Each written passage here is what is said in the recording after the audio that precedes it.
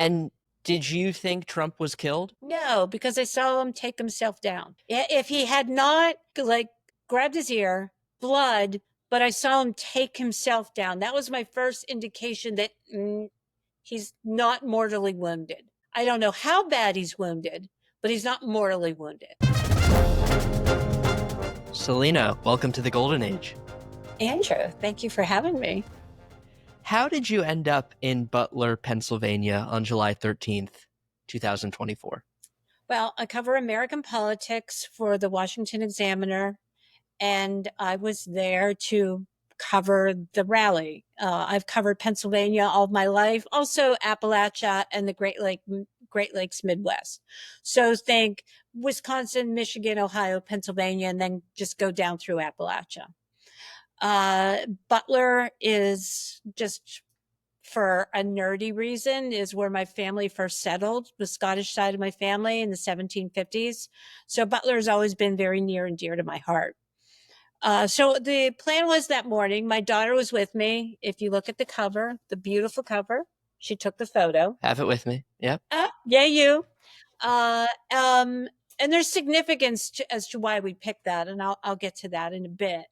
So the plan was I was supposed to interview the president 5 minutes before. Now, I was told that by Chris LaCivita. Chris LaCivita was the co-campaign chair. Susie Wiles was the other one. And I've interviewed President Trump before, and it's never 5 minutes. It's, I'm thinking, I got to get 12 to 20 minutes. He likes to talk, especially about Pennsylvania. Get there, it's like 100 degrees. My daughter's a photojournalist. She came with me. We also dragged my son-in-law, vainly believing that he could carry the equipment for the lighting and we would not get sweaty. That did not happen. It was like 100 degrees. We were a mess. But nonetheless, we get there about 3 hours into being there. You're usually there like 6-7 hours ahead of time. We get a text saying that we're going to move the interview until 5 minutes after. Now, as a journalist, when things start to change, you suspect it's not going to happen. And that's exactly what I suspected. About 20 minutes late, no, about an hour later, I get a phone call from Susie Wiles. She's now the chief of staff to the president. And she said, so, Salena, how would you feel about flying to Bedminster to do the interview? And we'll get you back. And I said, okay. So about 5 minutes before President Trump goes on, Michel Picard III, he was his advance guy for the press. He comes and grabs myself and my daughter, my son-in-law, and says, it's go time. I'm thinking they changed their mind again. We weave our way back to the stage. He's behind the stage. He's talking with law enforcement, Mark Vogel's mother, who he eventually brings home as soon as almost right after the inauguration from Russia. And I said, so where are we doing this interview, Michelle? And he says, actually, I have no idea. So he goes around the bend and he comes back and he's pretty sheepish. And he's like, oh, yeah, he just wanted to say hi to you. You're still going to Bedminster. I said, okay. I roll with it. And I go around the bend, and he always says my name with like an exaggerated E in the middle. Salena. So he says, hi. I've interviewed him a bunch of times. He asked about my grandchildren. That's something we always talk about, our grandchildren. And he says, looking forward to the interview and your questions. And at this point, I can't get back to the press riser because they had closed off that sort of well that took you back there. So Michel Picard Which is where says, you were supposed to be. I was supposed to be in the riser. So Michel Picard said, you're going to have to go in the buffer and just follow him out when he goes out, and then, make your way eventually towards the end of the speech over to his side, which is exactly what you did. That's why the book cover looks the way it does. My daughter captured that photo as we were coming out. He goes out. If anybody follows my social media from that day on X, you can see the videos, you can see the tweets. And eventually, I'm like a person that obeys. And so when he told me to go over there, that's where I went. I went over there. And we're standing there, and he does something that he never does. One of the significance of the cover is, if you look at it, when President Trump is at a rally, whether you've gone to one or whether you've watched it with great detail, there is this transactional relationship that happens between him and the people attending. He feeds off of them and they feed off of him. And he never turns his head away. Now, he might turn his body away to face different parts of the rally, but he never turns his neck. He puts a chart down. Now, that's something also he never does. If he ever has put a chart down, it's been in the end and on the other side of him. For some reason, that chart goes down 3-4 minutes in. And I'm thinking, what is he, Ross Perot? Like, why is he putting a chart down? And most people are probably too young to get that reference, but Ross Perot was all I about the got it. charts. Chart goes down, he turns his neck, never turns his neck. That's when the 4 shots rang over me. I see him grab his ear. I see the blood go across his face. I'm just a few feet away from him. And I see a sort of sea of navy blue suits immediately surround him in a very protective stance. The next 4 at that same time, another round goes overhead. And at that point, I'm still standing. Oftentimes they say that time stands still when you're going through a traumatic event. For me, it was like that. It almost seemed to go in layers. And I'm thinking, I have a job to do. I'm put here for a reason. I wasn't supposed to be here. I need to cover this. I wasn't thinking about a book. I was just thinking about, this is a witness to history and I need to cover it. And that's what I did. And then Michelle Picard takes me out and knocks me to the ground. There are some really iconic photos. I mean, people thought I was dead because all you saw was him on top of me in my cowboy boots. And but where I fell, I just coincidentally had a very unique sight line of the president and what was going on. So I could see him talking. I have my recorder on. I can hear them talking. And, I hear the shooter is down. I then hear that he wants to put his shoes on. And I almost laughed because he was really insistent about putting his shoes on. I was like, what's going on? And the crowd at that point is yelling USA. And I don't hear him say USA, but I see him mouth it. And he's getting up and they want to like walk him out. And he goes, wait. And he turns around and that's when he says, fight, fight, fight. Now, I don't know if people could see this during the event. That had an immediate impact on the people there. What could have been a stampede, right? Not knowing if he was okay. Just think about if he's like taking out on a stretcher, right? We have to carry him out. There's going to be a different reaction. And it had a very calming reaction. It was odd. Now, he would explain to me the next day. He called me the next morning. But that is the really long way of telling you why I was there and what was happening. You're a gun owner yourself, so did you know when those shots rang out that it was gunfire? Absolutely. Western Pennsylvania, it's just part of the tradition. And did you think Trump was killed? No, because I saw him take himself down. If he had not grabbed his ear, blood, but I saw him take himself down. That was my first indication that he's not mortally wounded. I don't know how bad he's wounded, but he's not mortally wounded. When you left the field that day, describe that scene. What was it like? Really interesting. And it was really meaningful for me because these are the people that I've covered all my career. They've been Democrats, they've been Republicans, they've been independent, they've been uninterested in politics. But since Trump came on the scene, these are people that have been called deplorable, bitter, extremist, fascist, Nazis, racist, right? Everything that can be thrown at them has been. And I come out over the field and down to the parking lot. I had been in there about 47 minutes, so I didn't have any level of expectation that anybody was still there. I come out and everybody is still there. They hadn't let anybody leave. And, 50,000 people are there. So you're thinking 15,000 cars at least, maybe 20, something like that. And people are singing, people are hugging, people are like giving water to each other. Some people had coolers in the back of their vehicles and had like little tailgates. And it was just, I get chills every time I talk about it, because these were like some of the worst, best people that, I've been covering these people forever. And I just wished that I wasn't the only one seeing this, because it was really wonderful.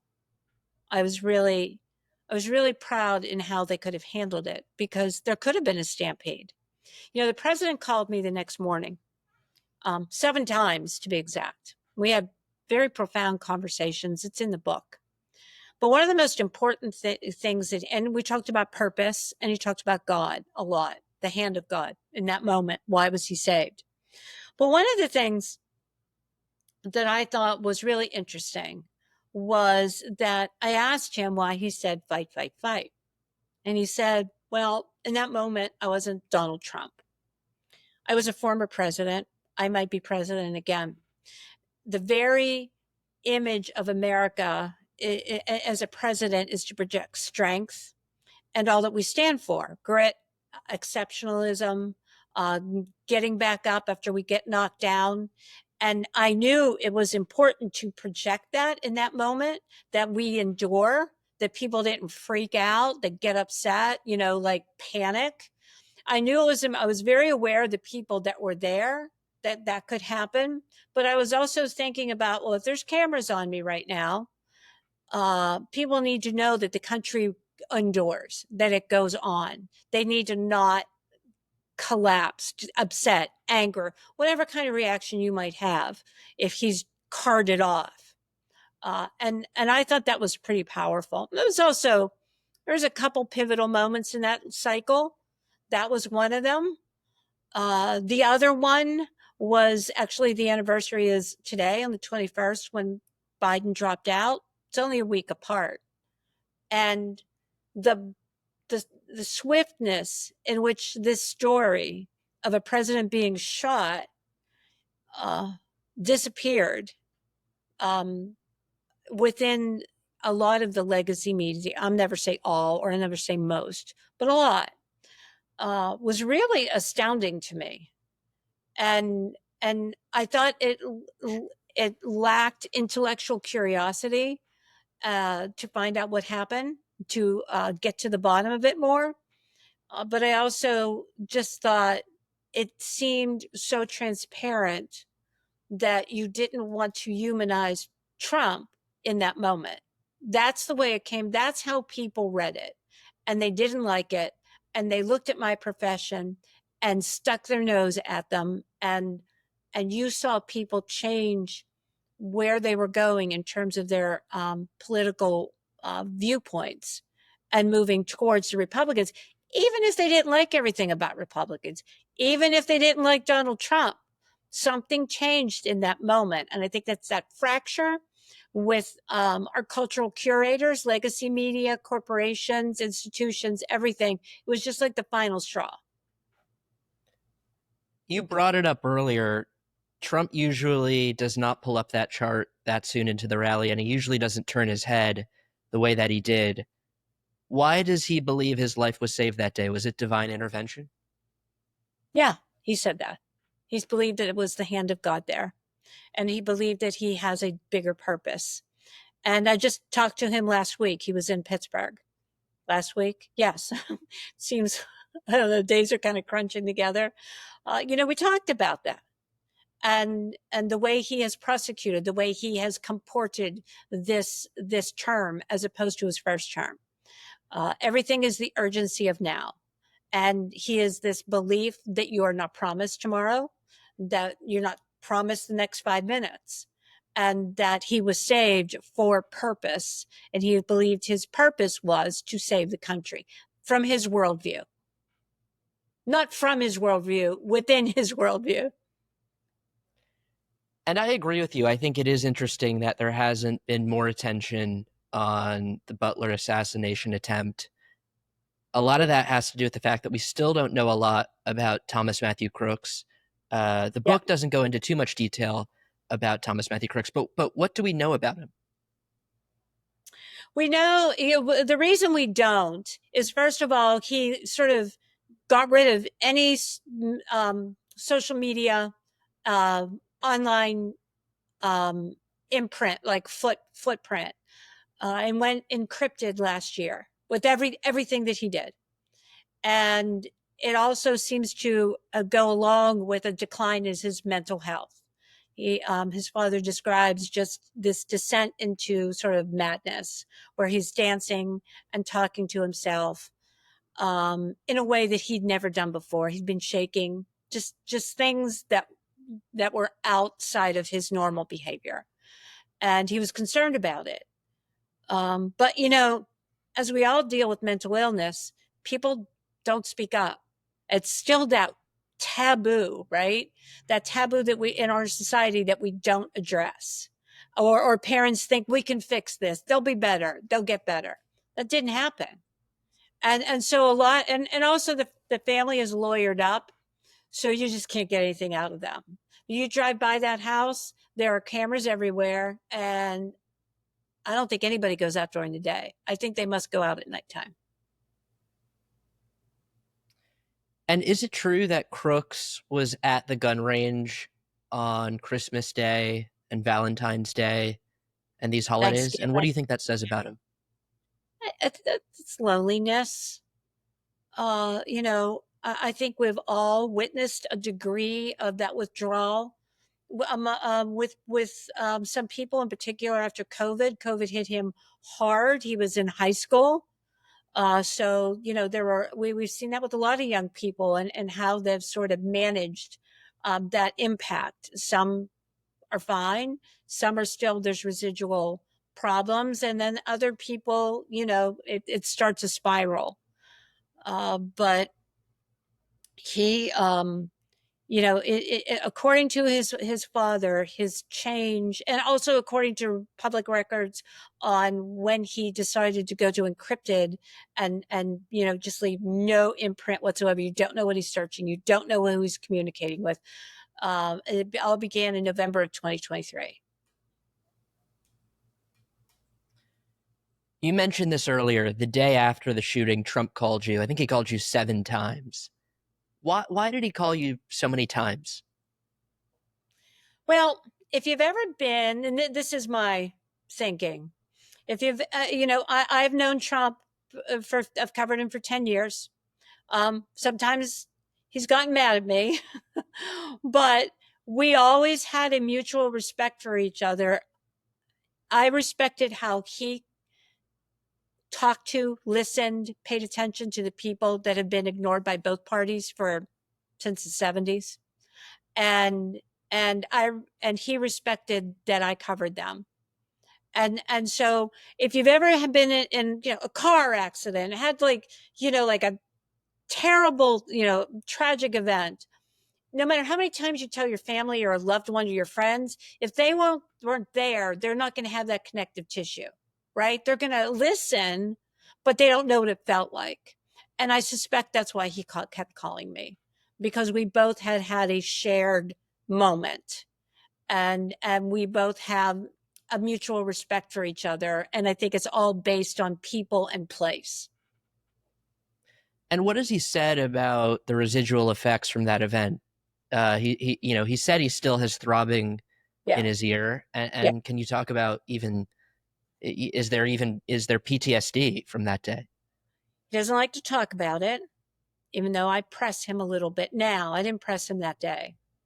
The thing that impacts him the most is Corey Compatore. He's the fire chief, Army Reserve, dad of two, who died.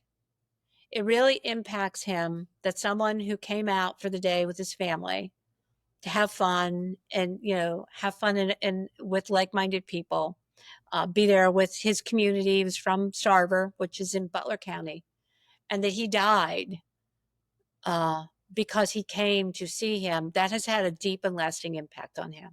Very much so. There hasn't been a ton of reporting around Trump's hospital visit that day and the people who tended to him. What do you know about what happened when he went to Butler Memorial Hospital? I know he was cracking jokes and, just sort of being himself. When it became clear that nothing was life threatening, I believe he had a CT scan. They didn't think he needed one. He goes, "That's okay. I want one anyways." Butler Memorial, local hospital. People were just, they were ready for a trauma. They took care of business. They were honored to treat a president, and he was, uh, you know, he was treated very well. And they quickly determined that he was okay. He was not gravely injured. There wasn't any residual effects. And I think the only thing he had was, I think it's a CT scan, or what's that other one you go in? I what's the other? MRI? Yeah, I think it was CT. Whatever one's the shorter one, I can't remember right now.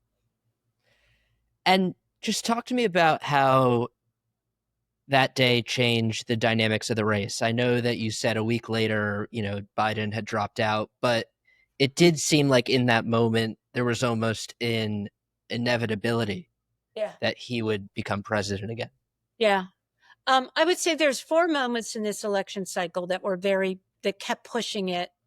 I believed, and I wrote beforehand. I wrote it when he went to East Palestine in February 2023 that he was going to win. Like showing up in that tiny little village where nobody else in the other administration would. There is, people see their town through other towns, right? When they see someone come and show up in a place that has 1,800 people, it's not the only. It's not even it's a village. It's not even a town, right? When you see that, this doesn't just make people in East Palestine happy. There's 10,000 little villages across the country who see themselves in that moment. And then Butler, the fight was the next moment. That just sort of, to me, is like, if you have any doubt, it's going to happen. And the other ones that sort of put the exclamation point on it was when when Biden dropped out and the press just turned away. That was it was People saw that because they saw how it was covered, and they saw how he was covered, and they saw how Biden wasn't covered. And it was like an aha moment, like, oh, wait a minute. We really do have a problem with our press. This isn't just like Trump saying there's a problem. There's a problem. And I would say the last and final straw was Western North Carolina. There was this historic massive flooding, and there was no statement issued by Harris or Biden. The flooding happened, I believe, like a late Thursday, and it wasn't until Monday until they did anything. And both Vice President, then Senator Vance, and Trump were very vocal about it. They showed up, and really, all people want are for you to show up and get stuff done. And Biden had not been doing that. Harris, I mean, you read the book, you will be shocked at how many things they got wrong in that cycle. Like absolutely wrong. It's such Democrats, I feel really bad for them because of how very simple things they got very, very wrong throughout that election. Has Trump opened up to you about the second assassination attempt on his golf course? We talked about that last year when it happened a couple days later. He doesn't. He's the kind of guy that doesn't dwell on the past. He's sort of always forward looking. Now, if someone makes him mad, he won't forget that. But he doesn't want to dwell on something that like that. Was this a failure of the Secret Service, the assassination attempt? Yeah. So there's an archaic role in the Secret Service where former presidents only get like this much coverage, in terms of how many people are there. Doesn't matter who you are. It doesn't matter if you were Jimmy Carter at the time or Bill Clinton or Barack Obama. And then sitting presidents get this much. And it's roles like that are the kind of roles that should be broken because each cycle is very, very different. We never had a former president now running and the Republican nominee.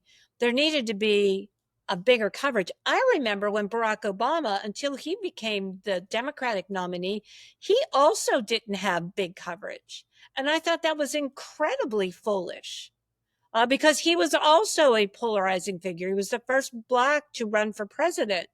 And I remember at the time thinking, wow, they should have more people watching over him. So I think that rule needs to be broken. I think the other thing that was really a complete failure was the inability or the reluctance or whatever the decision that was made from the top not to engage with local law enforcement and not make sure that they were all on the same radio.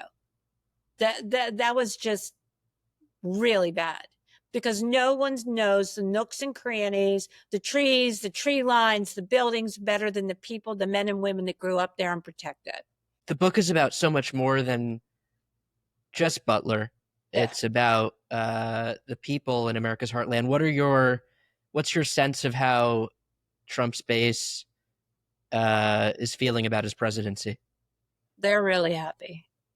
The Epstein thing is, there's a very big difference between the very online, and I learned this a long time ago, and the very online on the right and left are very, very different than the people in Erie, Pennsylvania who decide elections. And I always keep my feet on the ground and understanding that. And so they're very happy. They feel like he's accomplished a lot. And I often think that journalists would be better to understand people if they got out, like didn't fly to Erie, Pennsylvania, but maybe drove there and maybe had a better understanding of what drives people's votes, because it's not what happens on X. Salena, thank you so much for joining us. This was a fascinating conversation. Congrats again on the book. The book is called Butler, The Untold Story of the Near Assassination of Donald Trump and the Fight for America's Heartland. You can buy it wherever you buy your books. I encourage everyone to buy it. And thank you again, Salena.